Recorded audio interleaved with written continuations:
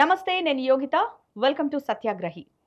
ఈరోజు power shift rising star గెస్ట్గా మన ముందుకు వచ్చారు మంత్రి తుమ్మల నాగేశ్వరరావు గారి తనయుడు తుమ్మల యుగంధర్ గారు.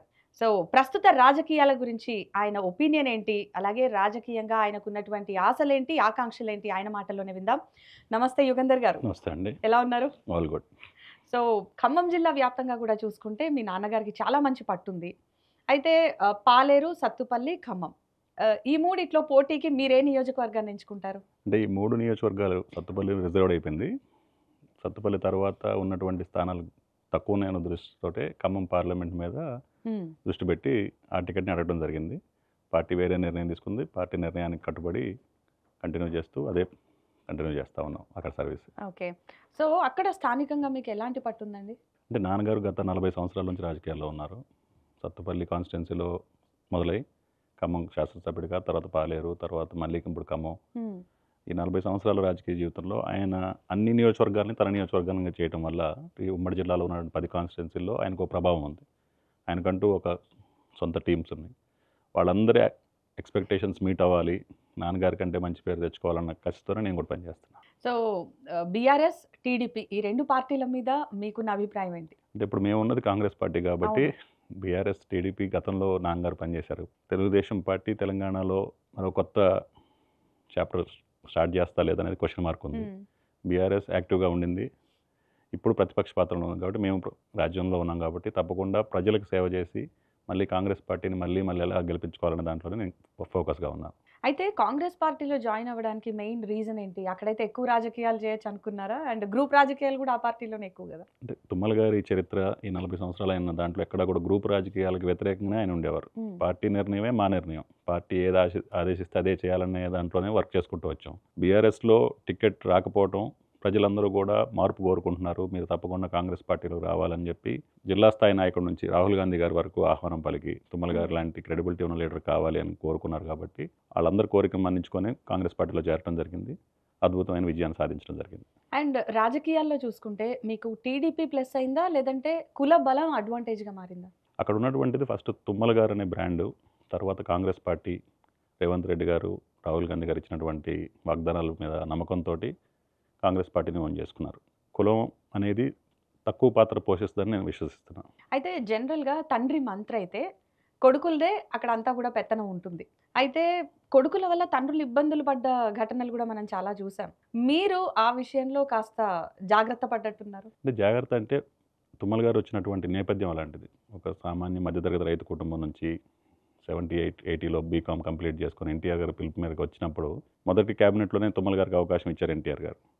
ఆ రోజు నుంచి ఆయన ఒకటే, నాకు వచ్చిన అవకాశం ప్రజల కోసం ఉపయోగించాలి, నా ఫ్యామిలీ మెంబర్స్కి ఎక్కడా కూడా వాళ్ళ వల్ల నాకు బ్యాడ్ నేమ్ రాకూడదనే దాంట్లో ఆయన వర్క్ చేశారు. ఆ స్కూల్లోనే మేమందరం కూడా ఎక్కడా కూడా ఆయనకి చెడ్డ పేరు దాకా, నేనే కాదు మా కుటుంబ సభ్యులందరం ఎక్కడా కూడా ఇవి 40 సంవత్సరాలు తిరిగి చూస్తే ఇక్కడ తప్పు జరిగింది వీళ్ళ వల్ల అని చెప్పడానికి మీకు అక్కడ అవకాశం దొరకదు. అంత జాగ్రత్తగా ఉన్నాం, అంతే జాగ్రత్తగా ఉంటాం. అయితే ఖమ్మం జిల్లాను అభివృద్ధి చేసిన ఘనత టీడీపీదా, బీఆర్ఎస్దా, కాంగ్రెస్దా, లేదంటే తుమ్మల నాగేశ్వరరావుదా? అంటే ఒక పార్టీ వల్ల ప్రాంతం అభివృద్ధి చెందుద్ది అంటే కొంచెం దానికి నాకున్న డౌట్స్ ఉన్నాయి. అక్కడ ఉన్నటువంటి నాయకుడికి ఉండాలి ఆ కసి. ఆ నాయకత్వానికి ఆ కసి ఉన్నప్పుడు ఆటోమేటిక్గా రిజల్ట్స్ వస్తాయి అనేది ఒక బేతుపల్లి కెనాల్ సత్తుపల్లి కాన్స్టిట్యున్సీలో 94లో, అదే భక్తరామదాస్ ప్రాజెక్టు పాలేరు కాన్స్టిట్యున్సీలో, ఇప్పుడు మంచుకొండ లిఫ్ట్ ఇరిగేషను ఖమ్మం కాన్స్టిట్యున్సీలో, సీతారామ 10 కాన్స్టిట్యున్సీలకు ఉపయోగపడే కార్యాచరణ చేసింది తుమ్మల గారు అనేది జిల్లా ప్రజలందరికీ తెలుసు. అటువంటి నాయకత్వం ఉన్నప్పుడు ఆటోమేటిక్ డెవలప్మెంట్ ఉంటుందనేది నేను నమ్ముతున్నాను. ఇప్పుడు తుమ్మల గారికి ఒకవేళ పాలేరు ఎమ్మెల్యే టికెట్ ఇచ్చుంటే కనుక బీఆర్ఎస్లోనే కొనసాగేవారా? ఉండేవారు కదా. పార్టీ వద్దనుకున్నప్పుడు, ఈ అవసరం మాకు లేదనుకున్నప్పుడు తప్పకుండా వేరే నిర్ణయం తీసుకోవాల్సి వచ్చింది.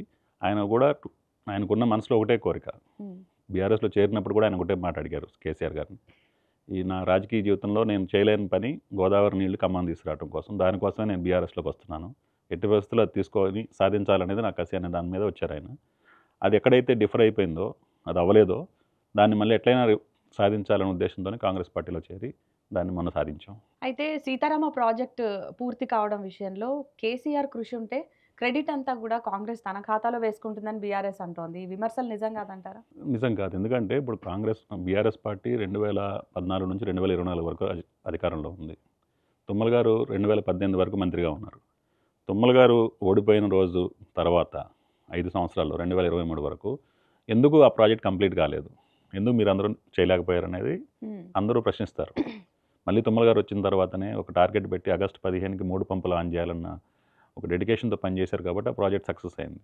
అంటే నేను క్లెయిమ్ చేయటమా మీరు క్లెయిమ్ చేయటం అనేది కాకుండా ప్రజలు నిర్ణయిస్తారు ఎవరు హయాంలో ప్రాజెక్ట్ కంప్లీట్ అయింది, ఎవరి హయాంలో పొలాలు నీళ్ళు వస్తున్నాయి అనేది అంటే చూస్తారు. మొదలైంది మాత్రం ప్రాజెక్టు కేసీఆర్ హయాంలోనే కదా, కానీ ఇంప్లిమెంటేషన్ అనేది మీ హయాంలో అంటారా? ప్రాజెక్ట్ స్టార్ట్ అయినప్పుడు కూడా నాన్నగారే దానికి క్రియాశీలకం. ఫస్ట్ దాని మీటింగ్ కన్సీవ్ చేసి ఈ ప్రాజెక్ట్ని తీసుకోవాలని చెప్పిన దాంట్లో కూడా అప్పుడు తుమ్మల గారు మంత్రిగానే ఉన్నారు కేసీఆర్ గారు గవర్నమెంట్లో. ఆయన ఇనిషియేషన్ వల్ల కేసీఆర్ గారి సపోర్ట్ వల్లే, నేనేం అది తీసేసేది కాదు, కానీ కంప్లీట్ చేయలేకపోయారు అనేది బాధ. అండ్ తుమ్మల గారు పాలేరు నుంచి ఖమ్మం ఎందుకు వెళ్లాల్సి వచ్చింది? అక్కడ ఉన్నటువంటి స్థానిక రాజకీయాలు, కాంగ్రెస్ పార్టీలో ఆల్రెడీ ఒక కమిట్మెంట్ అయిపోయిన కారణం, తుమ్మల గారు ఖమ్మంలో అయితే స్థానిక మంత్రి గారి మీద గెలవగలుగుతారు, ఆయన ఒక్కడైతేనే గెలుస్తారనే రిపోర్ట్స్ అధినాయకత్వం ఉండటం పార్టీ ఆదేశించింది కాబట్టి ఖమ్మం నుంచి పోటీ చేయడం జరిగింది. నామినేషన్ వేయడం వరకే తుమ్మల గారి పని, తర్వాత మిగతాదంతా మీరే చూసుకుంటారంట, నిజమేనా? అంటే ఎప్పుడూ లేదు. 2018 ఎలక్షన్స్ వరకు కూడా మా పాత్ర చాలా తక్కువ.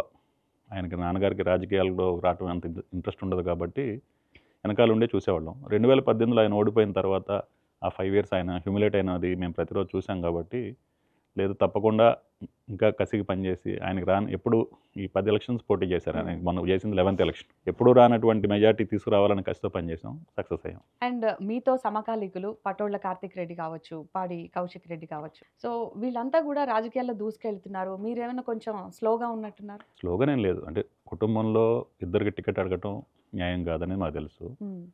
తుమ్మల గారు అగ్రెసివ్గా ఉన్నారు, ఇంకా మాకంటే ఉత్సాహంగా పనిచేస్తున్నారు. ఈ రోజు కూడా నెలకి కనీసం 10 నుంచి 15,000 కిలోమీటర్లు తిరుగుతున్నారు. ఆయన అంత కష్టంతో పనిచేస్తున్నప్పుడు ఇద్దరం వచ్చి చేసేదేం లేదని చెప్పి కొంచెం స్లోగానే ఉన్న మాట వాస్తవమే. సో మామ బీజేపీ, తండ్రి కాంగ్రెస్, సో ఎలా మేనేజ్ చేస్తున్నారు? అంటే మామగారు మాకు మ్యారేజ్ అయినప్పుడు టీడీపీలో ఉన్నారు, మేము కూడా అప్పుడు టీడీపీలోనే ఉన్నాం.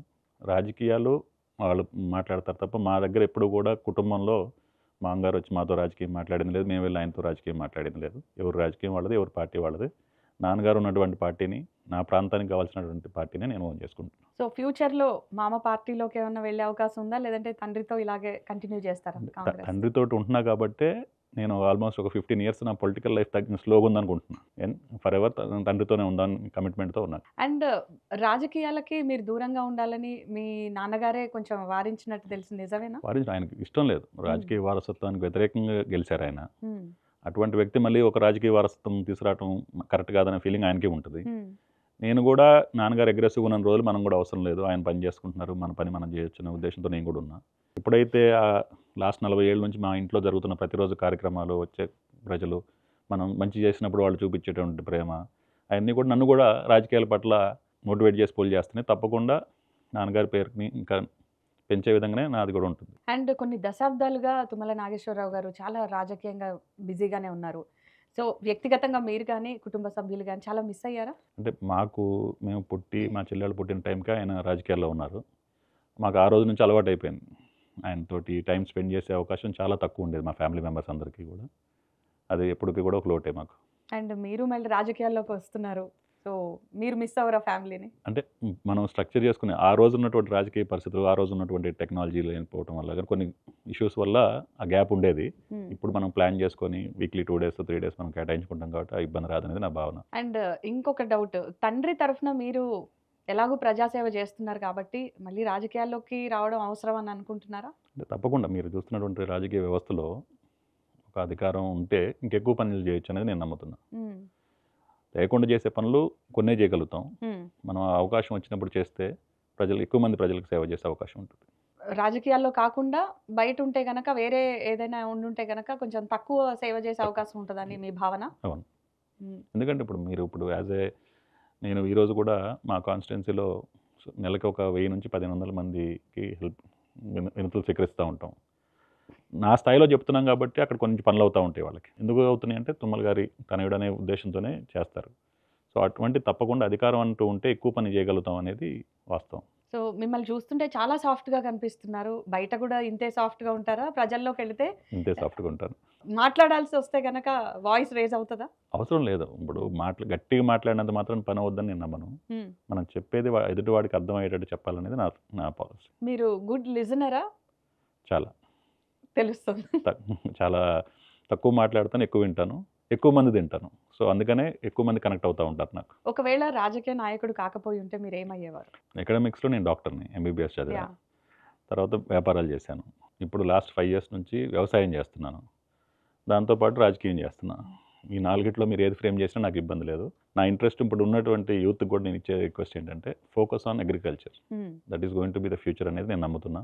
తప్పకుండా అందరూ అది చేయాలని నేను కోరుకుంటున్నాను. అవును. టెక్నాలజీ చాలా పరుగులు పెడుతున్న ఈ క్రమంలో మీరు చాలా కాన్ఫిడెంట్‌గా చెప్పారు. వ్యవసాయం మీద ఫోకస్ చేయండి అని చెప్పి. అంత కాన్ఫిడెన్స్ ఏంటి? మీరు చేస్తున్నారు కాబట్టి అందులోని ఒక వాల్యూ మీకు తెలుసా? ఎస్. ఇప్పుడు లాస్ట్ కోవిడ్ వచ్చే ముందు నాకు వ్యవసాయం అంటే పెద్ద తెలిసేది కాదు. కోవిడ్ టైంలో వ్యవసాయం అంటే ఏంటి, దాని మెలకువలు ఏంటి, దాన్ని ఎట్లా చేయాలి అనే దాని మీద ఫోకస్ చేస్తూ ఒక మల్టీ లేయర్ సిస్టమ్ ఫార్మింగ్ అనేది స్టార్ట్ చేసాం. అంటే మనం కొత్త స్టార్ట్ చేసింది కాదు, వేరే రాష్ట్రాల్లో ఉంది. దాన్ని మన ప్రాంతం కూడా తీసుకొచ్చేసి బాగా చేయాలనే ఉద్దేశంతో చేసాం. హార్టికల్చర్ క్రాప్స్లో సక్సెస్ అయ్యాం. హ్మ్. ఇప్పుడు నెక్స్ట్ స్పైసెస్లో, అలాగే ఫ్రూట్స్లో, తర్వాత వెజిటబుల్స్లో మల్టీ లేయర్ ఫార్మింగ్ చేసి రైతాంగానికి ఒక కాన్ఫిడెన్స్ క్రియేట్ చేయాలి. టెక్నాలజీ ఎక్కడైతే మనం టెక్నాలజీని తీసుకొచ్చేసి వాళ్ళ ఖర్చులు తగ్గించగలుగుతాము, వాళ్ళ ఆదాయం పెంచగలుగుతాం అనే మీద ఫోకస్ చేస్తున్నాం. తప్పకుండా ఐ థింక్ ఈ ఇయర్లో ఆ రిజల్ట్స్ వస్తాయండి. అండ్ రాజకీయాల్లో ఎదగాలంటే ఒక్కొక్కరు ఒక డెఫినిషన్ చెప్తారు. సో మీ పర్స్పెక్టివ్ ఏంటి? రాజకీయాల్లో ఎదగాలంటే ఏం చేయాలి? ప్రజాసేవ చేయాలి, ప్రజలకు అందుబాటులో ఉండాలి, వాళ్ళకి కష్టం సుఖంలో మనం తోడు ఉండాలి. ఆ విధంగా ఉంటే తప్పకుండా వాళ్ళు మన ఎక్కడ కూర్చోబెట్టాలి అక్కడ కూర్చోబెడతారు వాళ్ళు. సో ఇందాక మీరే అన్నారు ఎకనామిక్స్‌లో, అలాగే వ్యవసాయం కూడా మీరు చేస్తున్నారు. అసలు ఇప్పుడు మళ్ళీ పాలిటిక్స్‌లోకి కూడా వచ్చారు. మీ ఫ్యూచర్ ప్లాన్స్ ఏంటి? ఏం చేద్దాం అనుకుంటున్నారు? To be a very progressive farmer and one of the best politician. That is my goal. And రాజకీయంగా తుమ్మల గారి లెగసీని మీరు కాపాడగలని అనుకుంటున్నారా? కాపాడడానికి ఎలాంటి ఒక ప్రణాళిక ఏమైనా ఉందా? ఒక లెగసీ కంటిన్యూ చేయాలంటే రాజకీయ పదవే కాదండి, ఆయన క్యారెక్టరు, ఆ ఇంటిగ్రిటీ. ఇప్పుడు మేము తప్పు చేయాలనుకుంటే ఆయన, నాకు తెలిసి ఇప్పుడు 22-23 సంవత్సరాల మంత్రి ఆయన. ఆ టైంలో మేము ఎన్నో తప్పులు చేసి ఉండొచ్చు. ఆయన మంత్రి పదవిని అడ్డం పెట్టుకోను, ఆయన ఉన్నటువంటి రాజకీయ పార్టీ, అధికారంలో ఉన్న పార్టీని అడ్డం పెట్టుకొని ఎన్నో తప్పులు చేసి ఉండొచ్చు. ఇందాక కూడా చెప్పాను మీకు, సింగిల్ పాయింట్ ఇక్కడ తప్పు చేశామనేది చెప్పే అవకాశం లేదు, రాదు. అంత కాన్ఫిడెంట్గా చెప్పగలుగుతాను. అండ్ ఒక్కసారి మళ్ళీ మనం బ్యాక్ మాట్లాడుకుంటే, తుమ్మల గారికి గనక టీటీడీపీ పగ్గాలు ఇచ్చి ఉంటే తెలంగాణలో టీడీపీ అధికారంలోకి వచ్చేదంటారా? అధికారంలోకి వచ్చేదని నేను చెప్పలేను, కానీ తప్పకుండా క్రియాశీలక పాత్ర పోషించేదని నేను పర్సనల్గా బిలీవ్ చేసేవాడిని 2014లో. ఓకే. అండ్ మీరు కేసీఆర్ గారిని చూశారు. సో కేసీఆర్ గారి మీద మీ అభిప్రాయం? అంటే కేసీఆర్ గారిని చూసే అవకాశం నాకు 10 సంవత్సరాలు కలగలేదు ఇప్పుడు. ఓకే. బట్ ఆయన గురించి తెలుసు కదా? తెలుసు, తెలంగాణను సాధించినటువంటి గొప్ప నాయకులు ఆయన. కొన్ని చిన్న చిన్న కమ్యూనికేషన్ గ్యాప్స్ వల్ల, చిన్న చిన్న తప్పుల వల్ల అధికారానికి దూరం అయ్యారు అనేది నా భావన. అసలు కేసీఆర్కి తుమ్మల నాగేశ్వరరావు గారికి విభేదాలు ఎక్కడొచ్చాయి? ఎప్పుడూ లేదు. ఆయన తుమ్మల గారితో ఏ విధంగా మాట్లాడేవారో నేను చూస్తూ ఉండేవాడిని. కానీ ఎప్పుడైతే 2018లో నాన్నగారు ఓడిపోయిన 2-3 నెలల్లో జరిగినటువంటి పరిణామాల్లో గ్యాప్ పెరిగింది. ఆ గ్యాప్ అట్లా కంటిన్యూ అయింది. ఏ రోజు కూడా వాళ్ళు ప్యాచప్ చేద్దామన్న ఆలోచనలో లేరని నాకు అనిపించింది. అక్కడ తుమ్మల గారు ఇన్ఫ్యాక్ట్ చాలా నమ్మకంగా ఉన్నారు, బీఆర్ఎస్ నన్ను వదులుకోదు అనే దాని మీద. అది జరగలేదు. తర్వాత రిజల్ట్స్ అన్ని మీరు అందరూ చూశారు. సో ఒకవేళ ఫర్ సపోజ్ వచ్చే ఎన్నికల నాటికి తుమ్మల నాగేశ్వరరావు గారు రిటైర్ అయితే గనక రాజకీయాల నుంచి, మిమ్మల్ని కేటీఆర్ ఆహ్వానిస్తే బీఆర్ఎస్లోకి వెళ్తారా? అవసరం లేదు కదా, ఇప్పుడు ఆల్రెడీ కాంగ్రెస్ పార్టీలో యాక్టివ్గా ఉన్నాం, భవిష్యత్తు ఉజ్వలంగా కనిపిస్తుంది. ఇప్పుడు మళ్ళీ కేటీఆర్ గారి దగ్గరికి వెళ్ళి చేయాల్సిన అవసరం లేదని నా పర్సనల్ ఫీలింగ్. అండ్ వరదల సమయంలో మున్నేరు వాగు చాలా వరకు డ్యామేజ్ అయింది కాబట్టి ఆ పనులన్నీ కూడా ఎప్పుడు పూర్తవుతాయి? మున్నేరు బ్రిడ్జ్ మీద కూడా already cable bridge work start అయిందండి. 1 year లోపు అది కూడా కంప్లీట్ అవుతుంది, ఇబ్బంది ఉండకపోవచ్చు. సో వరదల్లో చాలా ఇళ్ళు కూడా మునిగిపోయాయి ఖమ్మంలో. అండ్ రిటైనింగ్ వాల్ కూడా మున్నేరుకి మొన్న వచ్చినటువంటి వరదలతో సుమారు 9,000 పైన చిలుకు ఇల్లులు ఇబ్బంది పడ్డారు. Retaining wall already work start అయింది, చాలా స్పీడ్గా జరుగుతుందండి. మళ్ళీ వర్షాకాలంలోపు చేయాలనే సంకల్పంతో పనిచేస్తున్నారు అధికారులందరూ. తప్పకుండా రీచ్ అవుతారు అనుకుంటున్నాను. సో ఎంత సమయంలో ఎక్స్పెక్ట్ చేయొచ్చు ఆ పనులన్నీ కూడా? టార్గెట్ అయితే నెక్స్ట్ డిసెంబర్కి ఉంది, కానీ ఈ జూన్ జూలై కల్లా ఒక షేప్లోకి తీసుకురావాలనేది మంత్రి గారు ప్రయత్నం చేస్తున్నారు. అండ్ రాష్ట్రంలో రియల్ ఎస్టేట్ పడిపోయిందనేది చాలామంది చెప్తున్నారు, నిజమా కాదా?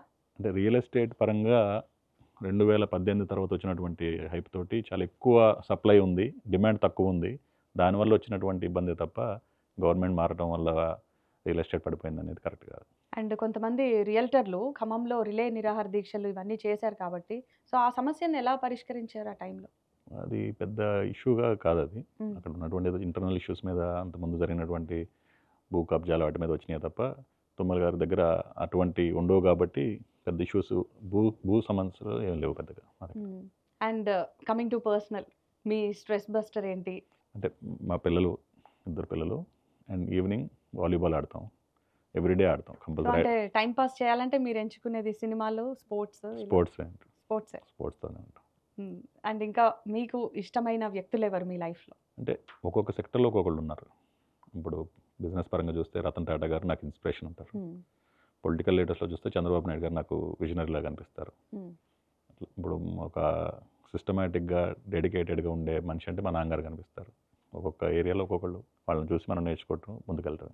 సో వారసత్వ రాజకీయాలని మీ నాన్నగారు వ్యతిరేకించారని ఇందాక మీరే చెప్పారు. సో మీరు దాన్ని వ్యతిరేకిస్తారా, సమర్థిస్తారా? అంటే మీకు ఆ పొటెన్షియాలిటీ ఉండి పబ్లిక్లో మీరు ఓన్ చేసుకొని, ఇప్పుడు ఈరోజు నేను అక్కడికి వెళ్ళేది తుమ్మల నాగేశ్వర కొడుకుగా వెళ్ళినా మాత్రాన ఒక 2-3 సందర్భాల తర్వాత వాడు యుగంధర్ అన్న అని పిలుస్తారు. ఆ కనెక్ట్ మనం ఏర్పరచుకోగలిగితే పబ్లిక్ తోటి డెఫినెట్గా వారసత్వాలు ఉన్నవాళ్ళు కూడా రాజకీయంగా సక్సెస్ అవుతారు. లేని వాళ్ళు ఫెయిల్ అవుతారు. ముఖ్యమంత్రుల కొడుకులు కూడా కొంతమంది ఆగిపోయిన వాళ్ళు ఉన్నారు. ఏమీ లేని జెడ్పీటీసీ మంత్రుల స్థాయిలో ఉన్న కొడుకులు షైన్ అవుతున్న వాళ్ళు కూడా ఉన్నారు ఈరోజు రాజకీయాల్లో. It depends on how you plan your journey. So ప్రస్తుత రాజకీయాలని ఏలుతున్నటువంటి అంశం ఏదంటే ఏం చెప్తారు? బ్యాడ్ లక్ ఏంటంటే ఫైనాన్షియల్ మ్యాటర్స్ ఎక్కువ ఇంప్లై చేస్తున్నాయి రాజకీయాలని. అది అరిష్టం. అది గ్రాస్ రూట్ లెవెల్ నుంచి కరెక్షన్ రావాలంటే నేను పర్సనల్గా రికమెండ్ చేసేది డిమానిటైజేషన్ రావాలి. 500 రూపాయల నోటు కూడా తీసేస్తే ఈ భారతదేశ వ్యవస్థ కొంచెం బాగుపడద్దు అనేది నాకు ఉన్నటువంటి పర్సనల్ థాట్. అండ్ మీరు ఒకవేళ నెక్స్ట్ మీరు పోటీ చేయాల్సి వచ్చినప్పుడు ఈ ఫైనాన్షియల్ ఏదైతే ఉందో ఈ డబ్బు ధాటిని తట్టుకోగలనని అనుకుంటున్నారా? మీరు అంతే స్ట్రాంగ్గా ఉంటారు? తట్టుకోలేం కాబట్టి 500 రూపాయల నోటు లేకపోతే మాకు కొంచెం ఇబ్బంది తగ్గుద్ది అనేది మేము అనుకుంటున్నాం.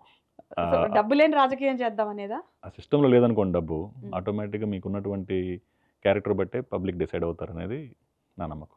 అండ్ మీరు ఎంత కాన్ఫిడెంట్గా ఉన్నారు నెక్స్ట్ రాజకీయాల్లో మీరు సత్తా చాటుతానని చెప్పి? అంటే ఇప్పుడు ఒక ఆపర్చునిటీ రావచ్చు రాకపోవచ్చు అది వేరే విషయం. ఆపర్చునిటీ వచ్చినప్పుడు మటుకి 200% దానికి న్యాయం చేస్తాం. ఆ న్యాయం చేస్తాం అన్న కాన్ఫిడెన్స్ పబ్లిక్లో క్రియేట్ చేయగలుగుతున్నాం. ఇప్పుడు ఈ స్థాయిలో ఉండి నేనేం ఇప్పుడు అధికారంలో లేను, ఒక హోదా లేను కాకపోయినా కూడా పబ్లిక్ ఇష్యూస్ని అడ్రస్ చేస్తున్నాం. రోజు కనీసం 400-500 మందితో మాట్లాడి వాళ్ళకు ఉన్నటువంటి ఇష్యూస్, హాస్పిటల్స్ కానీ, స్కూల్స్ కానివ్వండి, ఎంప్లాయ్మెంట్స్ కానివ్వండి, వాళ్ళకి కావాల్సిన హెల్ప్ ఏ సెక్టర్లో కావాలన్నా కూడా నేను చేస్తూ ఉంటాను. ఆటోమేటిక్ మనం చేస్తున్నప్పుడు పబ్లిక్ దాన్ని రికగ్నైజ్ చేస్తారు. మనకు అందుబాటులో ఉంటాడు, అర్ధరాత్రి ఫోన్ చేసినా మనకు హెల్ప్ చేస్తాడు అనే కాన్ఫిడెన్స్ ఇవ్వగలుగుతున్నాం కాబట్టి పబ్లిక్ కనెక్ట్ అవుతున్నారు. ఇంకా దాన్ని రాబోయే రోజుల్లో ఇంకెక్కువ చేస్తాం. అండ్ పర్సనల్గా మిమ్మల్ని కూడా బాగా కదిలించినటువంటి కరెంట్ ఇష్యూ ఏంటి? అంటే ఇప్పుడు రైతాంగంగా ఉన్నటువంటి ఇష్యూస్, పంట పండించిన రైతు ఎంఆర్పి రేట్ ఎంత వస్తుందనేది అతనికి తెలియదు. ప్రతిరోజు టెన్షన్తోనే మార్కెట్కి వస్తాడు. అది ఉండకూడదు అనేది నా భావన. మనమే గవర్నమెంట్ అప్పీల్ కూడా అందరికీ అడుగుతున్న మినిస్టర్ గారు కూడా చెప్పేది ఏంటంటే, రైతుకి ఓ భరోసా, మీరు ఈ పంట పండించండి, గవర్నమెంటే కొంటుంది, దాని తర్వాత చేయాల్సినటువంటి కార్యక్రమాన్ని గవర్నమెంట్ ప్లాన్ చేస్తే మంచిగా ఉంటుంది, మన స్టేట్ ఎకానమీకి కూడా అది ఎక్కువ ఆదాయం సమకూరుస్తుంది అనేది మేము సూచిస్తున్నాం. దాన్ని కూడా ఆచరణలో పెట్టే ఆలోచన ఉంది. అండ్ ఇందాక స్టార్టింగ్లో మనం మాట్లాడినప్పుడు మీరు అన్నారు గ్రూప్ రాజకీయాలకు మీ నాన్నగారు దూరం అని చెప్పి, కానీ కాంగ్రెస్లోనే ఎక్కువ గ్రూప్ రాజకీయాలు ఉన్నాయి. ఎలా ఎదుర్కొంటున్నారు వాటిని? అంటే మా ఇంటరాక్షను, రాహుల్ గాంధీ గారు పిలిచారు, రాహుల్ గాంధీ గారి దగ్గరికి వెళ్ళాం, బీఫామ్ ఇచ్చారు, వచ్చి పోటీ చేసాం. 7వ తారీఖు రండి మంత్రి అవుతున్నారు అన్నారు. దాని తర్వాత నాన్నగారు ఢిల్లీ వెళ్ళింది లేదు, ఎవరిని కలిసింది లేదు. ఆయన పని ఆయన చేసుకుంటూ వెళ్తున్నారు. ఓకే. సో ఒక క్యారెక్టర్ ఉన్న నాయకుడిని పార్టీ వదులుకోదు, పార్టీ ఓన్ చేసుకుంటుంది అనేదానికి రాహుల్ గాంధీ గారు ఒక ఎగ్జాంపుల్ ఇచ్చారు మాకు. మేము వచ్చిన పార్టీకి 40 రోజుల ముందు వచ్చినా కూడా టికెట్ ఇచ్చి గెలిపించుకొని ఈరోజు క్యాబినెట్లో తీసుకున్నారంటే that is the credibility of Thummala garu. అంతే ఓన్ చేసుకున్న పార్టీని కాబట్టి తప్పకుండా దాన్ని మనం క్యారీ ఫార్వర్డ్ చేయాల్సి ఉంటుంది. అండ్ ఒక 3 విషయాల మీద ఒక 1 వర్డ్ చెప్పండి. Money, fame, name. రాజకీయాల్లో వీటికి ఉండాల్సిన ప్రాధాన్యత ఏంటి? మీరు ఇచ్చే ఇంపార్టెన్స్ కూడా దేనికి? నేను పేరుకి ఇస్తానండి. మన పేరు, మనకు ఉన్నటువంటి క్రెడిబిలిటీ మీదే పబ్లిక్ మనతో ట్రావెల్ అవుతారు. మనీ, ఫేమ్ తర్వాత. పాలిటిక్స్లోకి రావాలనుకుంటున్న యూత్కి మీరేం చెప్పాలనుకుంటున్నారు మీ ఎక్స్పీరియన్స్తో? అంటే ఇప్పుడు మా దగ్గర ఉన్నటువంటి అందరికీ ఒకటే అడ్వైస్ ఇస్తుంటాను నేను.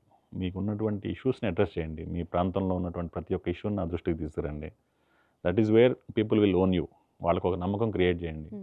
మేము ఉన్నాం, మీకు ఆపదలో మేము ఉన్నాం అనే భరోసా ఇస్తే తప్పకుండా పబ్లిక్ మనతో ఉంటారు అనేదానికి ఐఎమ్ 100% కాన్ఫిడెంట్ అండి. దాన్నే నమ్మమని నేను మా యూత్ కూడా, కొత్తగా రాజకీయాల్లో వచ్చేవాళ్ళు కూడా చెప్తున్నాను. సో ఏదైతే మీరు అన్నారో తుమ్మల గారు ఒక బ్రాండ్ అని చెప్పేసి, సో అదే బ్రాండ్ మీకు కూడా వర్తిస్తుందా? ఎలా ఉంది మీకు పబ్లిక్ నుంచి రెస్పాన్స్? మీరు ప్రజల్లోకి వెళ్తూ ఉంటారు, అన్ని సమస్యలు మాట్లాడుతుంటారు. అంటే మీకెలాంటి అంటే రెస్పాన్స్ ఉంది? ఇంతకుముందు ఎక్కువ లేను నేను.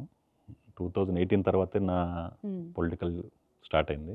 లాస్ట్ 8-9 మంత్స్ కాంగ్రెస్ పార్టీ అధికారంలోకి వచ్చిన తర్వాత నాన్నగారు ఉన్నటువంటి పొజిషన్‌లో నేను కొంచెం ఎక్కువ లీడ్ తీసుకుంటున్నాను. ఎందుకంటే ఆయనకు ఉన్నటువంటి బిజీ స్కెడ్యూల్‌లో అందరూ ఆయన కలవలేరు. ఆయన ఉన్నటువంటి పెద్దరికంతోటి కొంతమంది వచ్చి చెప్పుకోలేరు. సో వాళ్ళకొక స్టెప్ లాగా ఉంటున్నాను నేను. సో ఎవ్రీవన్ ఇప్పటి వరకు ఉన్నటువంటి పరిస్థితులు అయితే అందరూ హ్యాపీగానే ఉన్నారు.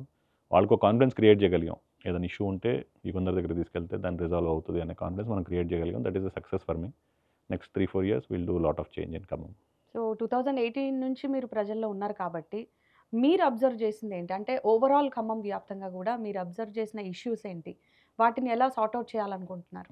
ఖమ్మం జిల్లాకు వచ్చేసరికి మేజర్గా వ్యవసాయ ఆధారిత జిల్లా. దానికి కావాల్సినటువంటి సాగునీటిని సాధించడం కోసమే తుమ్మల గారు సీతారామ ప్రాజెక్ట్‌ని స్టార్ట్ చేశారు. ఆయన పవర్‌లో ఉన్న ప్రతిసారి ఒక ప్రాజెక్ట్ అయింది ఆ జిల్లాలో. సో ఇప్పుడు మేము అనుకున్నది ఏంటంటే, ఆ నీరు వస్తుంది కాబట్టి ఆ వ్యవసాయ రంగానికి కావాల్సినటువంటి మిగతా ఇన్ఫ్రాస్ట్రక్చర్ క్రియేట్ చేసి ప్రతి మండలం నుంచి ఒక 4-5 వేల మంది ప్రోగ్రెసివ్ ఫార్మర్స్ని తయారు చేయగలిగితే ఈ టర్మ్లో మేము చాలా గొప్ప సక్సెస్ సాధించినట్టు అవుద్ది. అదేవిధంగా తుమ్మల గారు అగ్రికల్చర్ మినిస్టర్ ఉంటాం కాబట్టి తప్పకుండా దాన్ని ఒక ఛాలెంజ్ కింద తీసుకున్నాం. కానీ సీఎం రేవంత్ రెడ్డి గారిని జనాలు చాలా తిడుతున్న పరిస్థితి. అలా సొంత పార్టీ వాళ్ళే కూడా చెప్తున్నారు గదా! సో ఇవన్నీ ఎలా చూస్తారు మీరు? అంటే పొలిటికల్ దాంట్లో ఉంటాయండి. అండ్ కాంగ్రెస్ పార్టీలో కొంచెం ఉంటుంది కాబట్టి ప్రతి కార్యక్రమంలో ఇప్పుడు కేసీఆర్ గారిని తిట్టినోళ్ళు కూడా ఉంటారు, చంద్రబాబు గారిని తిట్టేవాళ్ళు ఉంటారు, మోడీ గారిని తిట్టేవాళ్ళు ఉంటారు. అట్లాగే నెగిటివ్ కామెంట్స్ అనేవి part and parcel of politics. హ్మ్. సో దాన్ని ఎక్కడ కరెక్ట్ చేసుకోవాలి, ఎక్కడ రాంగ్ వెళ్ళాము అనే దానికి ఇంకా టైం ఉంది కాబట్టి తప్పకుండా సీఎం గారు కమిటెడ్గా ఉన్నారు. తప్పకుండా మంచి చేయాలి. మళ్ళీ ఇంకొక 5 సంవత్సరాలు మనం పబ్లిక్ సర్వీస్ చేయగలగాలంటే మనం ఇక్కడ బాగుండాలి, కరెక్ట్గా ఉంటేనే మనం అది సాధించగలుగుతాం అనే నమ్మకంతో ఉన్నారు కాబట్టి ఐ డోంట్ థింక్ ఇటువంటి చిన్న చిన్నవి పెద్ద ఇబ్బంది పడతాయని నేను అనుకోవట్లేదు. అండ్ కేసులు, అరెస్టులు అనేవి కూడా హాట్ టాపిక్‌గా ఉన్నాయి తెలంగాణలో. మీ ఒపీనియన్ ఏంటి వీటి మీద? అంటే గత 10 సంవత్సరాలతో పోలిస్తే ఇప్పుడు చాలా తక్కువ అనేది నేను ఫీల్ అవుతున్నాను. ఈ తక్కువలో కూడా మోస్ట్ పాపులర్ కేటీఆర్ కానివ్వండి, కవిత గురించి కానివ్వండి, ఇలా రకరకాలు. ఇప్పుడు అందరూ చెప్తూ ఉంటారు చట్టం తన పని తను చేసుకుపోతుందని. That will happen when there is something wrong in the previous governance. So we have to wait and watch. And ఒక అర్చకుడు రంగరాజన్ మీద దాడి జరగడం అనేది రాష్ట్రంలో లా అండ్ ఆర్డర్ సరిగ్గానే ఉందంటారా? అంటే ఒక వ్యక్తి చేసిన తప్పుని వల్ల రాష్ట్రం పరిస్థితి మొత్తాన్ని మనం అనాలిసిస్ చేయడం కరెక్ట్ కాదండి. జరిగిన దాడి చేసిన వ్యక్తిని అరెస్ట్ చేయడం జరిగింది. దాని మీద స్ట్రింజ్ యాక్షన్ తీసుకోవడం జరిగింది. మన శ్రీధర్ బాబు గారు కానీ గవర్నమెంట్ పరంగా వెళ్ళి పరామర్శించడం అటువంటిది మళ్ళీ జరగకుండా రిపీట్ అవ్వకుండా చేయడం కార్యాచరణ చేశారు. అక్కడే కాకుండా వేరే చోట కూడా ఇలాంటివి జరగకుండా గవర్నమెంట్ తప్పకుండా స్ట్రింజ్ యాక్షన్ తీసుకుంటుంది. సో మీరు వ్యక్తిగతంగా ఒక వ్యవసాయ కుటుంబం, అతిపెద్ద వ్యవసాయ కుటుంబమే కాదు, అలాగే రాజకీయంగా కూడా చాలా ఎదిగినటువంటి కుటుంబం. సో యుగంధర్ గారిలో రాజకీయ శాతం ఎంత? రైతు శాతం ఎంత అంటే ఏం చెప్తారు? 50-50 అండి. 50 రెండింటికి న్యాయం చేయాలనుకుంటున్నాను. తప్పకుండా రెండింటికి న్యాయం చేస్తాను. సో ఓవరాల్‌గా మీ గోల్ ఏంటి? One of the best farmer, progressive farmer అవ్వాలనేది, అదేవిధంగా బెస్ట్ పొలిటీషియన్ అనిపించుకోవాలనేది నాకు target. All the very best and Thank thank you. You so much for your valuable time. Thank you very much for